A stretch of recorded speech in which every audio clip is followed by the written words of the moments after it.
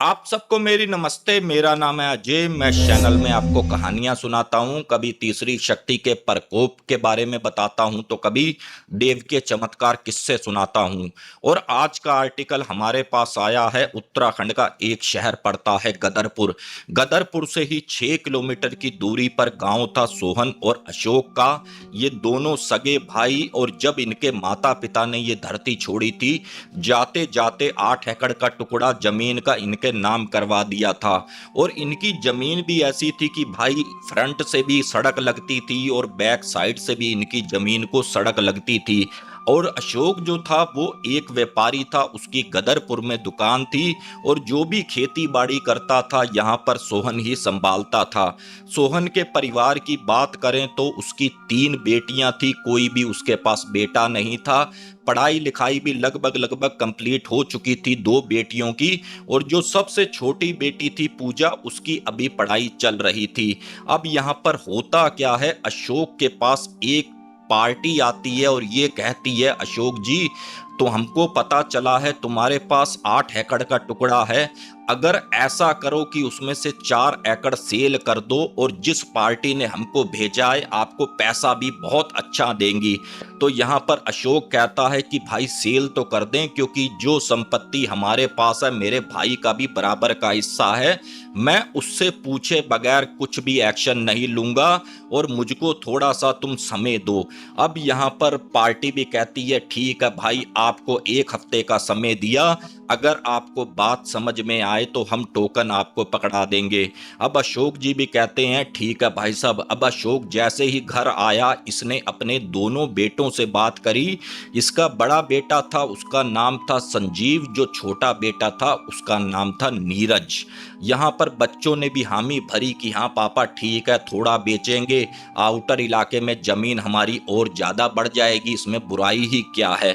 तो यहाँ पर अशोक सीधा पहुंचा है सोहन के घर। उसको भी ऐसे ही बात समझाई कि भाई ऐसा करते हैं, 4 एकड़ बेच देंगे, हमारी 6-7 एकड़ जमीन भी बन जाएगी।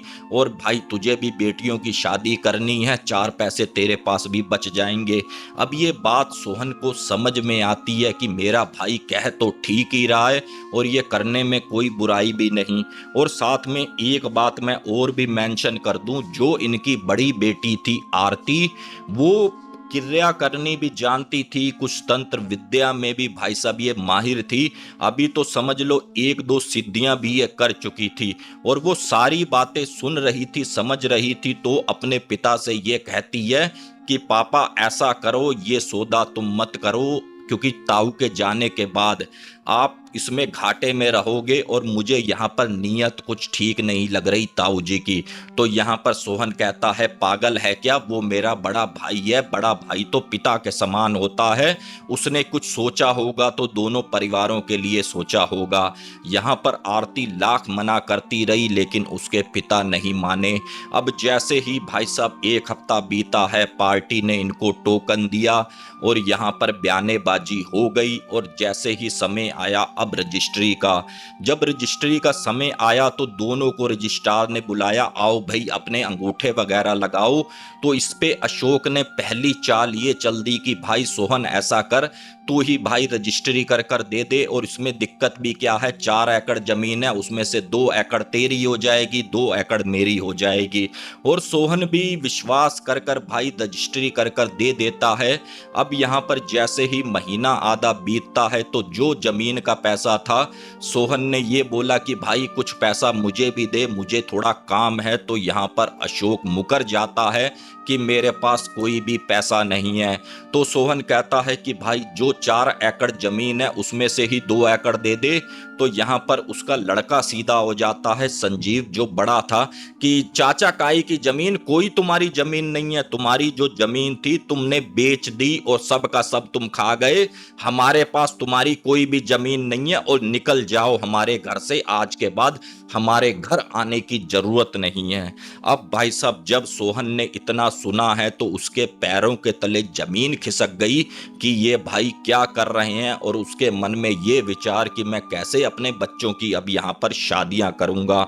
और काफी उदास चेहरा लेकर सोहन अपने घर आया। ठीक चारपाई पर बैठा है। अब यहाँ पर उसकी पत्नी ने पूछा कि क्या हो गया। उसकी बड़ी बेटी आरती ने पूछा, पापा क्या हो गया, क्यों तुम्हारी आंखों में आंसू आ रहे हैं। यहाँ पर सोहन कहता है कि सब कुछ बर्बाद हो गया, मेरा भाई बेईमान हो गया। इतना कहा और सीधा पीछे चारपाई पर गिर गए। और उसको, सोहन को, फिर उसके परिवार वालों ने पड़ोसी की मदद से उठाया, हॉस्पिटल में एडमिट किया। तो यहाँ पर डॉक्टरों का कहना था कि इनको जी अटैक आ गया। उनका जो भी ट्रीटमेंट डॉक्टरों ने किया, अब सोहन को जैसे ही होश आई है तो सोहन ने बस दो बातें करी कि मेरा भाई बेईमान हो गया, मेरा हिस्सा खा गया।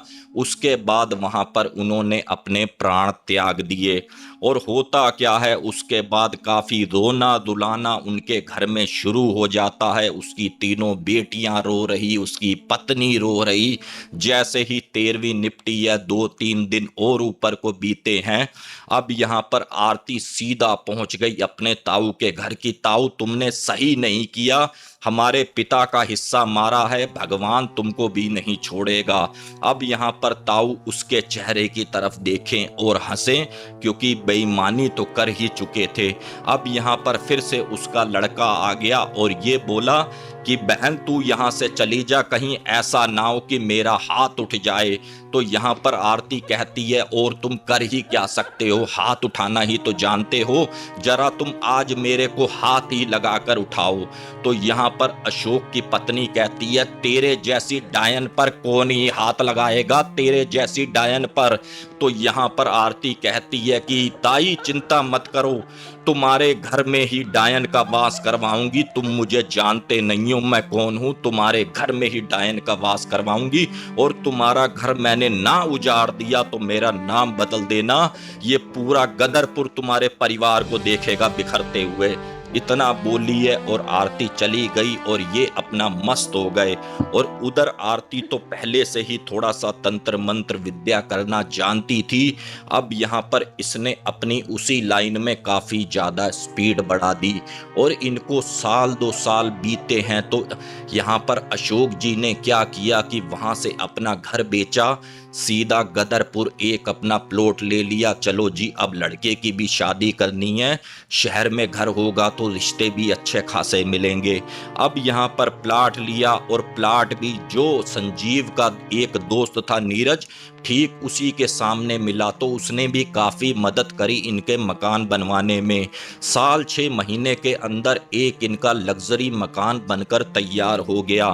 फिर इन्होंने क्या किया, इनके पास एक काफ़ी अच्छा रिश्ता आया, लड़की का नाम भी दिव्या।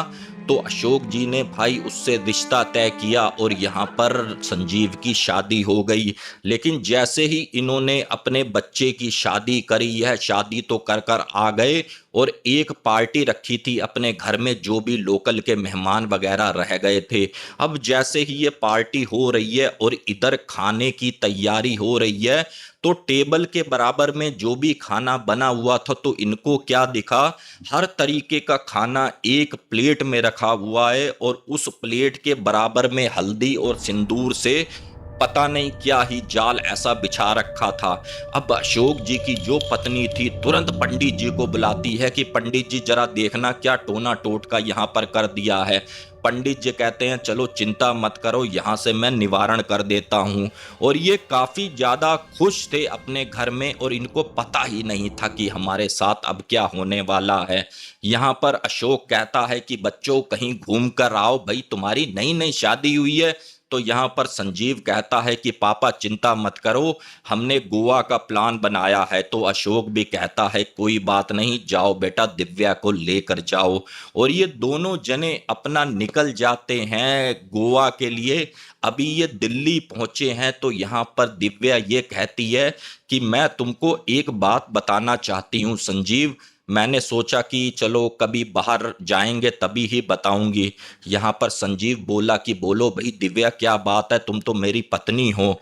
यहाँ पर दिव्या का ये कहना था कि जब मैं घर में थी तो मुझे पायलों की आवाज़ काफ़ी ज़्यादा सुनाई देती थी।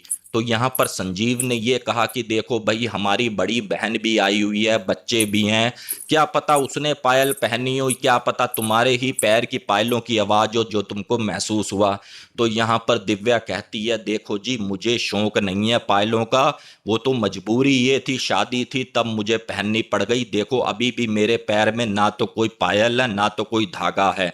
तो यहाँ पर संजीव कहता है कि देखो जी, होता है ऐसा, कभी कभी हमको महसूस होता है।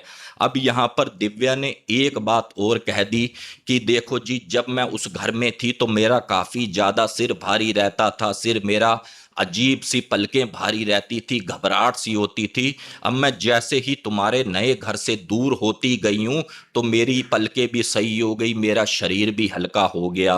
तो यहाँ पर संजीव बोला, भाई तुम नए घर में आई हो तो ये तो होना नेचुरल सी बात है, कोई भी बड़ी बात नहीं है। और इन्होंने अपना पूरा टूर किया, गोवा अच्छे से घूमे, और उसके बाद जैसे ही फिर से दिल्ली स्टेशन पर आए हैं और इनकी जो भी गाड़ी बुक करी थी, अब जैसे जैसे गदरपुर पास आ रहा है तो दिव्या ये कह रही है कि संजीव, मुझे फिर से वैसा ही फील हो रहा है, सिर भारी, पलके भारी, और मेरे को अजीब सा लग रहा है। तो यहाँ पर संजीव बोला कि अगर कोई तुम्हें घर से परेशानी है तो कोई बात नहीं, हम दूसरी जगह घर बना लेंगे, हमारा प्लॉट तो एक जगह और है। और ये जैसे ही घर पहुंचते हैं और काफी हो हल्ला करते हुए, मम्मी राम राम, नमस्कार, इस तरीके के करते हुए, और सब लोग यहाँ पर, जो संजीव की बहन थी उसके दो छोटे बच्चे थे, संजीव की मम्मी थी, और संजीव के पापा तो खैर बाहर गैलरी में बैठे हुए थे, सब लोग हैरत भरी नजरों से इसको देखें। यहाँ पर संजीव बोला कि मम्मी एक बात बताओ, हम लोग आए हैं भाई घूम फिर के, आज हफ्ते के बाद हमको देखकर तुम खुश नहीं हुए, क्या हो गया, तुम्हारे सबके चेहरे उतरे हुए हैं। तो यहाँ पर संजीव की मम्मी बोली, बेटा मुझे बहू रानी से कुछ बात करनी है। तो यहाँ पर दिव्या भी कहती है, मम्मी बात तो मुझे भी आपसे कुछ करनी है। तो यहाँ पर फिर उसकी सास कहती है दिव्या की, बेटा पहले तुम बताओ। तो दिव्या ने भी वही बातें बताई कि मम्मी ऐसे ऐसे मुझे पायलों की आवाज़ इस घर में आती है, और जैसे ही मैं इस घर में प्रवेश करती हूँ तो मेरा भाई सिर काफ़ी ज़्यादा भारी हो जाता है। अब यहाँ पर यही बात दिव्या की सास ने कही कि बेटा जब तुम घर में नहीं थे तो जो अपनी बेटी के बच्चे हैं वो तुम्हारे कमरे में सो रहे थे, और रात को काफ़ी तेज चीख कर उठे हैं, और उन्होंने ये कहा है कि हमारे तुम्हारे बेड के किनारे जहां पर बच्चे सो रहे थे, एक औरत को देखा है और लाल जोड़े में उसको देखा गया है, और उसका चेहरा काफी ज्यादा डरावना है, और एक आम लोगों से भी काफी ज्यादा चेहरा बड़ा, आंखें लाल, और काफी तगड़ा उसने तिलक लगा रखा है। तो यहाँ पर संजीव कहता है कि मम्मी अगर ऐसा कुछ है तो कोई बात नहीं, पंडित जी को बुलाएंगे, भाई उसका कोई ना कोई उपचार कर लेंगे, कोई इसमें घबराने वाली बात थोड़ी ना है। अब इतने में ही क्या हुआ, इतनी इनकी बात चल रही थी, जो इनका पड़ोसी संजीव का दोस्त था नीरज, वो भी आ जाता है, और साथ में उसकी पत्नी भी आ जाती है। और संजीव कैसी रही भाई तुम्हारी यात्रा, सबके यहाँ पर मुंह नीचे को थे। अब यहाँ पर होता क्या है, जैसे ही अभी सब लोग गुमसुम थे, इसका दोस्त बोला, भाई क्या हो गया, कोई पर्सनल बात चल रही है तो मैं यहाँ से चला जाता हूँ, भाई बाद में आ जाऊंगा। तो यहाँ पर संजीव कहता, नहीं यार, तू तो मेरे भाई से बढ़कर है, तूने तो पूरा मकान खड़ा करवाया, बनवाया, और यार ऐसी ऐसी समस्या घर वालों को हुई है और मुझे भी हुई है, यार ये सब मामला क्या है। और इतनी इनकी अभी बात चल रही थी तो जो इनका दिव्या और संजीव का कमरा था और जो उसमें ड्रेसिंग रखा था वो एकदम से खुला बंद हुआ, खुला बंद हुआ, और उसके बाद काफी तेज तेज आवाज इनको पायलों की कमरे से आने लग गई। अब ये सब लोग सुन रहे हैं उस आवाज को कि ये भाई आवाज है तो है किस चीज की। अब 2 मिनट में वो पायलों की आवाज रुकी है, तो उसके बाद ठीक चूड़ियों की आवाज आने लगी, चूड़ियों की आवाज आकर रुकी है। तो संजीव बोला कि यार चलो मैं कमरे में जाकर देखता हूं, तो यहाँ पर नीरज उसका हाथ पकड़ लेता है कि भाई एकदम से जाना सही नहीं है। और यहाँ पर जैसे ही नीरज रुकता है तो संजीव की मम्मी ये कहती है कि बहू रानी देखो, तुम्हारे आगे हाथ जोड़कर विनती है, ये बात किसी को कहना मत, अपने मायके में भी, अपनी रिश्तेदारी में, क्योंकि लोग इन सब बातों का विश्वास करते नहीं, मजाक काफी बनाते हैं। तो यहाँ पर दिव्या कहती है कि मम्मी कोई बात नहीं, मैं किसी से नहीं कहूंगी, क्योंकि अब ये मेरा घर पहले है और मेरा मायका बाद में है। अब जब इतनी बात कही है तो संजीव बोला चलो ठीक है, मैं एक बार जाके कमरे में तो देखूं। अब जैसे ही संजीव कमरे में गया है तो उसको क्या दिखा है कि जो उसका बेड था पूरे में सिंदूर फैली हुई, और भाई साहब काफी ज्यादा डरावना इसको इसका कमरा लगे। और बाकी फ्रेंड्स मैं आपको बताऊंगा कि इनके घर में किसका वास था, जिसने अभी अपनी शुरुआत करी ही नहीं थी। इनके घर में वास कर चुकी थी डायन। डायन ने अभी अपना प्रकोप पूरे तरीके से अभी दिखाया नहीं था, वो मैं आपको बताऊंगा इस आर्टिकल के अगले भाग में। बाकी फ्रेंड्स अगर आपको ये पहला भाग पसंद आया है तो प्लीज चैनल को सब्सक्राइब करें, प्यारा सा कमेंट करें। ये आर्टिकल आप कहां से देख रहे हैं, मिलते हैं एक बार फिर किसी और दूसरे भाग में। जय हिंद, जय भारत।